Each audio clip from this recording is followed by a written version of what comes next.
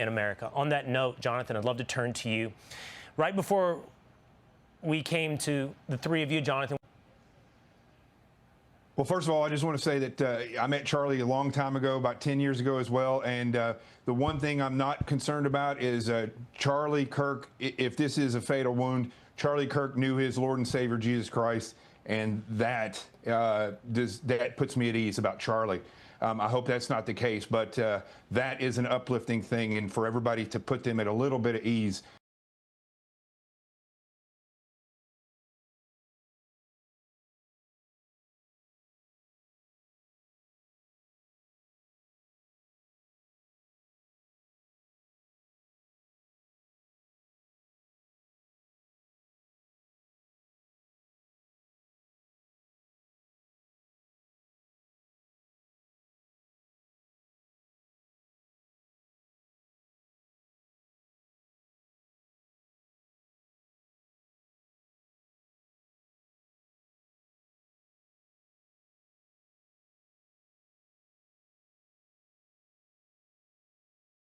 The United States and the world. We have really the spiritual leader who's going to lead us in this. Sean Foyt is with us. Sean's got to bounce backstage, get all this organized. Sean, what is the purpose of this today? What do you help to accomplish? This is a major cultural center in Washington. You've got a who's who of names from the government in the Trump MAGA movement coming on stage today. What do you hope to? You were very close to Charlie. What do you hope to accomplish?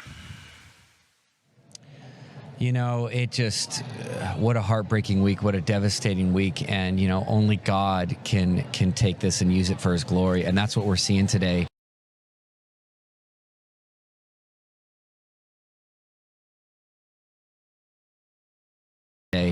I mean, churches were slam-packed today across America. People are leaning back into faith. I got several messages, as did many people, of people that hadn't been to church in 15, 20, even 30 years. And because of Charlie, they're going back. Why? Because all his videos of him preaching the gospel on campuses have gone viral. And it's like what the enemy meant for evil, God is flipping it around. And so tonight, I mean, it's only the irony and the beauty that we're here in the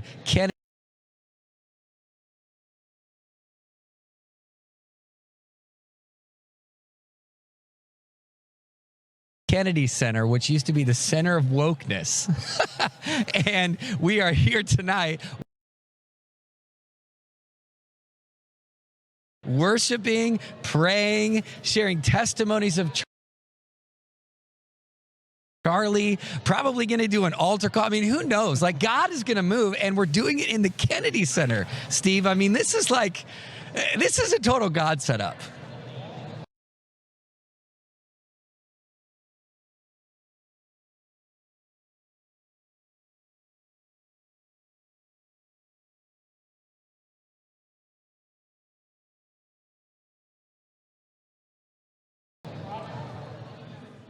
No, I think it's incredible, particularly with the different preachers and the different spiritual leaders that are going to be there. Talk to me about your ministry and Charlie Kirk. You've gone throughout the country. I've known you for years. You've been harassed and hassled and attacked by many of the forces on the left. Talk to us about your ministry and how it's had to go through this brutally dark time in American history.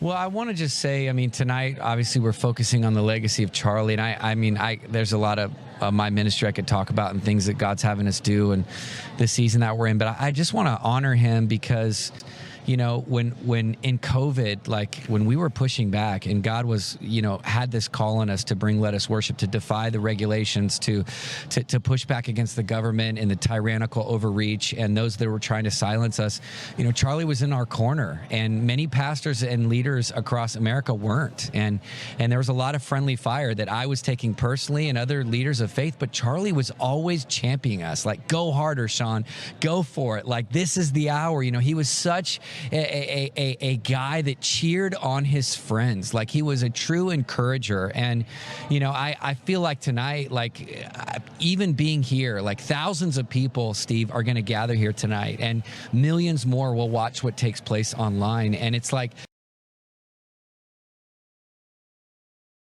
Like today, it's about extending the legacy. It's about taking the baton of courage and boldness. And it's like, you know, just like the martyrs throughout history. You know, we know that the blood of the martyrs is the seed of the church. And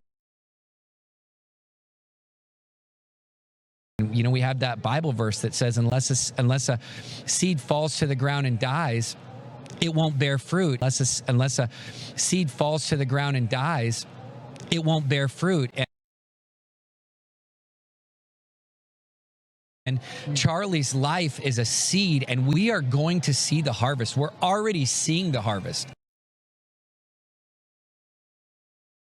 But the harvest that's coming for his life, revival is the revenge.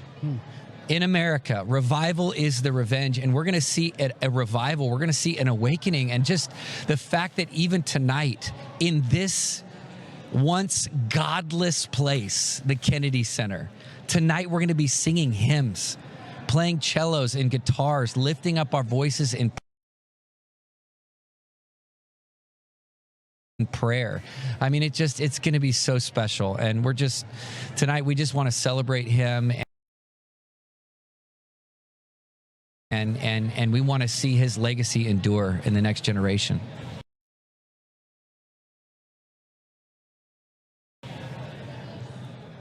Sean, last question. I know you got to get backstage because you're kind of organizing this tonight and leading it. It's been pretty stunning throughout the world, from Korea to Europe to London, throughout the United States, huge on Long Island, just all over the country. Spontaneous reactions, spontaneous vigils. Today, you're correct. Reports all over. Churches were absolutely packed, particularly people who haven't been in a couple of decades, and or young people. What is it about Charlie Kirk? What is it about his life, his mission, that's causing this spontaneous outbreak throughout the world? Well, I mean, he was unapologetically bold. He was a truth teller that never backed down. But he did it in such a way, he was joyful. And this is a thing that I think is so powerful. And I would encourage every young leader and every young person that wants to change the world. Like, the thing I love so much about Charlie, and we used to talk about this a lot in our conversations, actually just a few days before, you know, he went home to be with the Lord, talking about this, the joyful warrior. Like, what does it look like to actually overcome evil with good, but do it with joy? Like, we don't have to be the grumpy, angry, perpetually frustrated conservatives. Like we can sit in the seat of joy because we know the end of the story. We know that good wins. We know that even this week, it's just so dark and difficult and hard. I was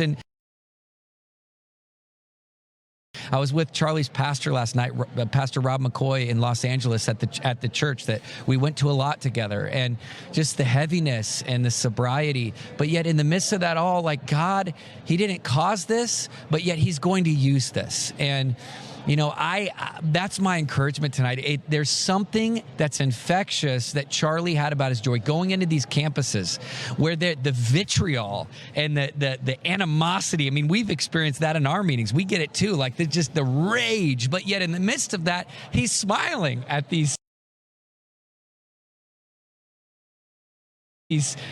kids while telling them the truth. And I think that is so powerful in this generation. And so I think that I think courage is contagious, and I think joy is profound in moments like that. And that's my prayer, even as we leave here tonight, that we would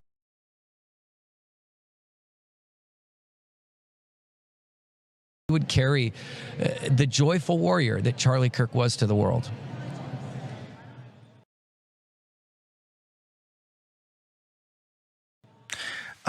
Sean, what is your social media? How do people go find out more about your ministry?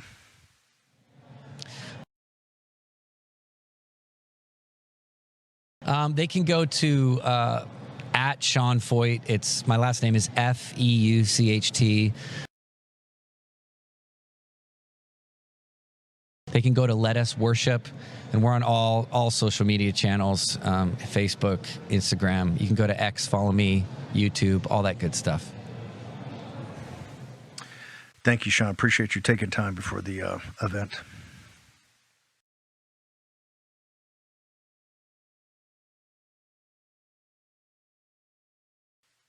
Honored. Thank you, Steve. Let's still reset. We have. Thank you.